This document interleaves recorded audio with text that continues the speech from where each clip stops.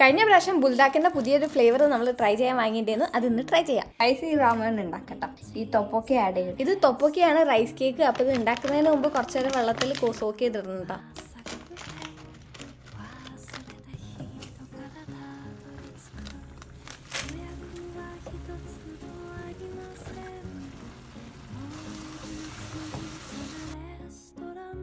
ഈ സോസിൻ്റെ കൂടെ തന്നെ ഈ ഒരു സ്പ്രിങ്കിൾസിൻ്റെ പാക്കറ്റ് ഉണ്ട്. അതിൽ സോൾട്ട് ആൻഡ് സ്വീറ്റ് ആയിട്ടുള്ള കുഞ്ഞ് സ്പ്രിങ്കിൾസ് ഉണ്ട് കേട്ടോ. കഴിഞ്ഞ പ്രാവശ്യത്തെ സ്നാക്ക് ഹാളിൽ ഈ പീച്ച് സോഡ വാങ്ങിയിട്ടുണ്ടായിരുന്നു. അപ്പോൾ അത് നമുക്ക് ഇന്ന് ട്രൈ ചെയ്യാം. പീച്ച് സോഡ ആസ് യൂഷ്വൽ അടിപൊളിയാണ്. ബട്ട് യൂഷ്വലി ഞാൻ കട്ടൻ ചായയാണ് പ്രിഫർ ചെയ്യാറ്.